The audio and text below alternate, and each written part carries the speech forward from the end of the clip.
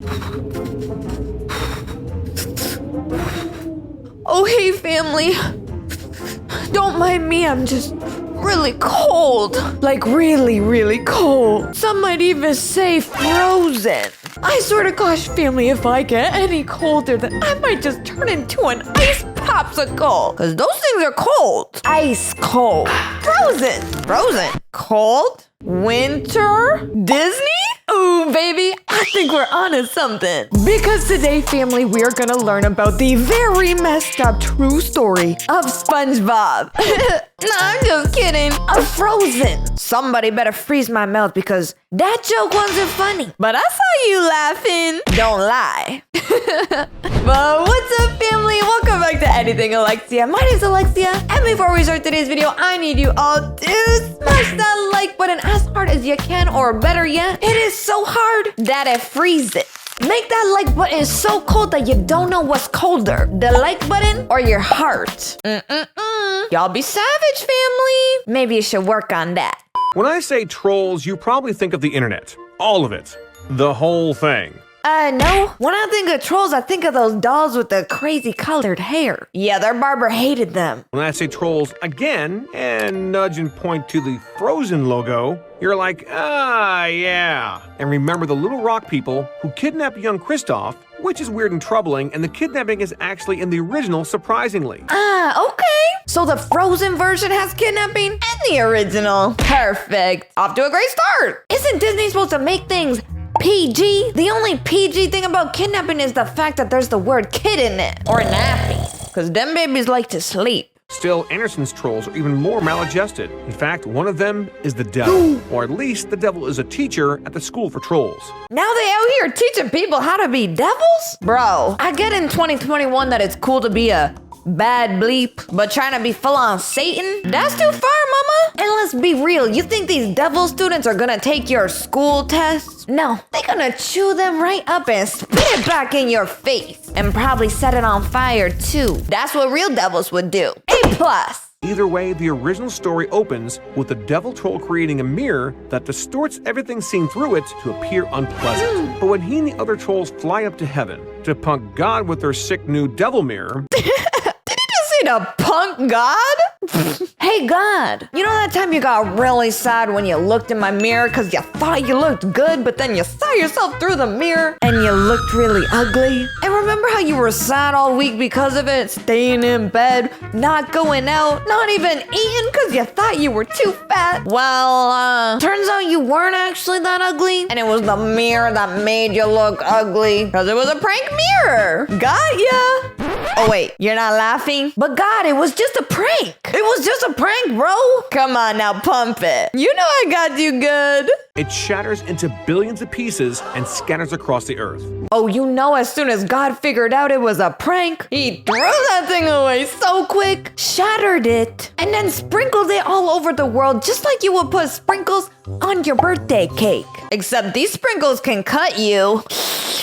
Ooh. And scatters across the earth. Luckily for Satan, everyone who gets a piece stuck in them sees the world as if through the mirror and has their heart frozen in ice. Ooh. Metaphorically. You can probably see how this translates into the Disney version. So you get hit with one of God's sprinkles, the glass, and then your heart turns into ice? Alright. But family, if y'all didn't get hit with no sprinkles, then what's your excuse? Why is your heart so cold? Huh?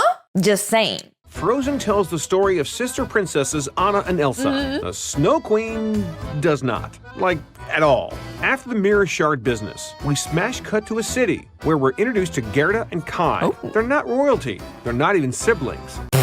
Not royalty? Then I'm not interested. Bye. And neither of them, as far as we are told, wants to build a snowman. They're two little friends whose families are neighbors. During one of their play sessions, Kai's grandmother tells the story of the Snow Queen, who's, well, she's the queen of snow. Not a lot more happening there. Not long after, Kai's peering out of a window and spies the queen appearing out of a snowstorm, beckoning to him. Luckily, Kai's stranger danger game is on point, and he gets away from there. And in the spring, Kai and Gerda finally return to playing outside. You know, like kids in the dark ages, pre-internet. As if that wasn't bad enough, Kai gets hit with a shard of the devil's mirror that was floating on the breeze. No, Kai! Why my god, why? We lost another good one. Always the good ones that go so quick. Almost like you jealous or something, God. You jealous of the good people in this world, so you just wanna oof them real quick? That's rude. God be acting like your toxic ex-boyfriend. Ugh. Kai gets hit with a shard of the devil's mirror that was floating on the breeze. Not quite how it happens to Anna, whose heart gets hit with magical ice and starts to freeze. But you can see the connection. Play gone wrong, magical mischief, frozen hearts. And unlike Anna, Kai isn't struck with the magical time bomb in his chest.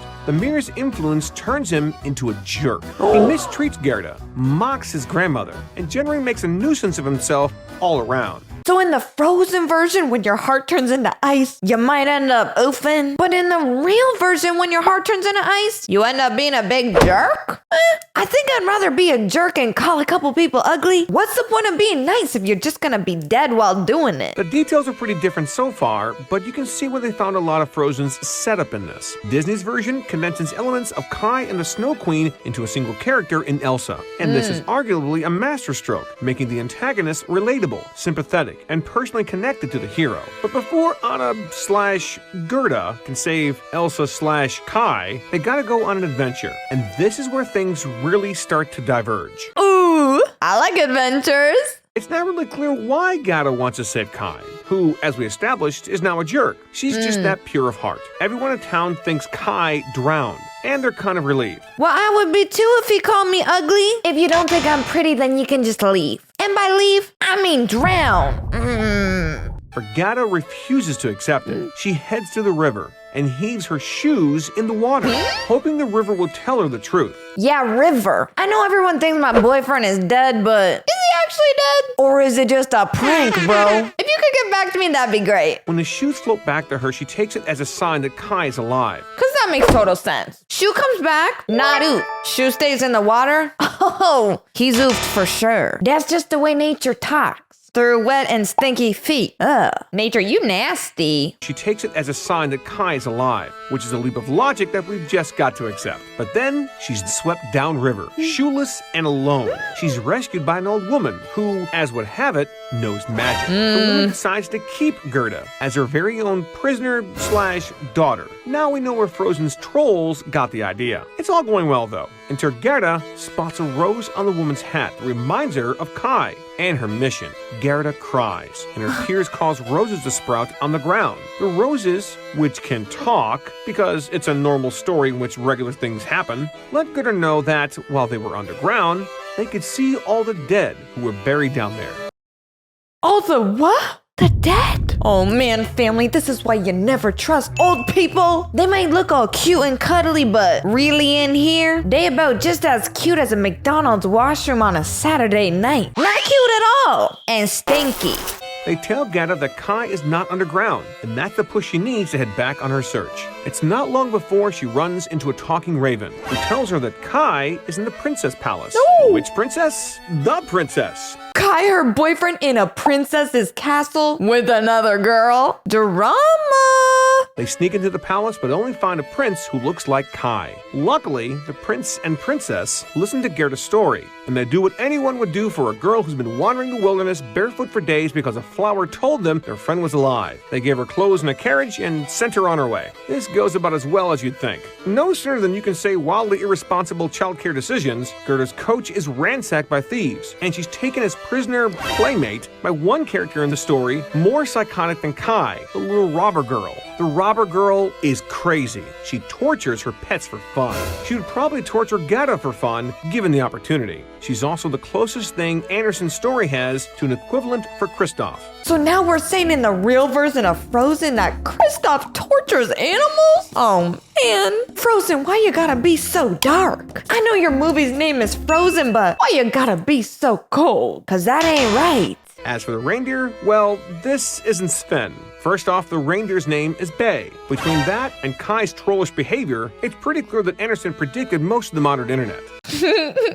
He does have a point. Bae and trolling. This dude was a YouTuber in the making. Second, Bae can talk. And though the little robber girl loves torturing Bae, she's so moved by Gerda's story that she lets them both go. Robber girl's other prisoner pets, a flock of doves who, like literally everything else in the story, can talk, have seen the Snow Queen headed for the distant Lapland. And Bae knows the way there. Bae and Gerda cross the snowy wilderness, lit by northern lights. They're helped by characters creatively described as the Lap Woman from Lapland and the Finn Woman from Finland. Finn Woman from Finland? Y'all can be a little more original than that. Come on, people. You ain't gonna be a good YouTuber with that kind of stuff? Do better. And the Finn Woman from Finland. The Finn Woman delivers the moral of the story to Bae. Gerda's power is her childlike innocence and purity. It sure as hell ain't any of that true love stuff that Disney wove in. She also notes what may be the craziest thing about the entire tale. Gerda is still barefoot. None of the people who have helped her, not the witch, not the Lap Woman, not the princess who gave her new clothes and her own carriage to ride in, have thought to give this child a pair of shoes to replace the one she hurled into the lake to find out whether or not her friend was dead or not. And none of this made it into the movie. A little suspicious. This girl out here giving free views of her feet 24/7? Nah, sis. You gotta charge for that, if you know what I mean. After warming up with the Finn Woman, Bae and Gerda are off, but Gerda must face the Ice Queen's palace alone. And so Bae drops her off at the edge of the Queen's gardens, sending her on her way with a kiss on the lips. Hold on, family. I'm just gonna... What? She gave to a deer? Anna, what you doing, girl? I know times are tough and it's hard to find a good boyfriend, but that don't mean you gotta switch to animals. Girl, you crazy. And a little disgusting. No, a lot. Ugh. God, it's so weird how that didn't make it into a movie. Not weird. Thank you, Disney, for not putting that into the Disney version. I don't want to think about that ever again. Gerda presses on, defeating the enemy snow creatures that block her path, and having her breath form into angels to protect her. Wow. Naturally, it's at this point that we jump back to see what Kai's been up to. Elsa. You mean Elsa. Without a comment section to accompany him, the demon child of Denmark has been forced to entertain himself by trying to solve a puzzle left by the Queen in order to win his freedom. He has not been doing well. Gerda finds Kai before the Queen's throne, locked in a fruitless staring contest with the Queen's ice puzzle. And so Gerda, who has as little self-respect as she does shoes, throws herself at the jerk child, whose bad behavior has gotten her washed down river, kidnapped twice, and sent her hundreds of miles into the wilderness. Anna, girl. So I'm assuming things didn't work out with the deer, so you had to go back to your terrible ex-boyfriend? We've all been there. But that doesn't mean you should. It doesn't make it right. Sign yourself up for Tinder and get swiping, girl. Cause anything's better than being with a jerk. Or with a deer. Naturally, her pure love melts the shard of the devil's mirror in his heart, and Kai is free. Which might jog your memory that, oh yeah, this is Frozen. This is the big plot beat from the ending that made it into Disney's take. Okay. So it turns out they actually do love each other. It's real love. So then that real love melts the glass shard in his heart and saves him? Just like in Frozen when Anna saves the day and unfreezes everything. Got it. Though they rebuilt the story around it to make it the big thematic payoff of the movie. The Ice Queen's magic is defeated, even though the Queen herself is completely absent from the story's climax. Kai is free twice over, and no longer terrible. He is, however, very, very cold, physically. So he, Gerda, and Bae book it back to the city, stopping off with their friends along the way. Except for Raven. He died, for no reason. Alright then. Gerda and Kai return home, and Anderson gives us a Bible quote to put a nice little bow on the theme, which pretty much says, don't be a cold-hearted jerk and stay young inside. Also, if you're gonna hike across Scandinavia, for God's sakes, bring some shoes. Remember, sweetie, it's not about how old you are, it's about how young you feel inside. Also, don't be a complete peach hole, because we've been getting some complaints from your coworkers that, you're a jerk, so cut it off. But anyways, family, that is all of the true stories of Frozen that I have for you today. If you liked today's video, don't forget to smash that like button, and if you want to join our amazing family, all you gotta do is hit that subscribe button, turn on all post notifications, and then you won't miss any of our videos. Also, don't forget to go follow me on my Instagram right down here if you want to talk with me after the video. I love you all so much, and I'll see you all in the next video.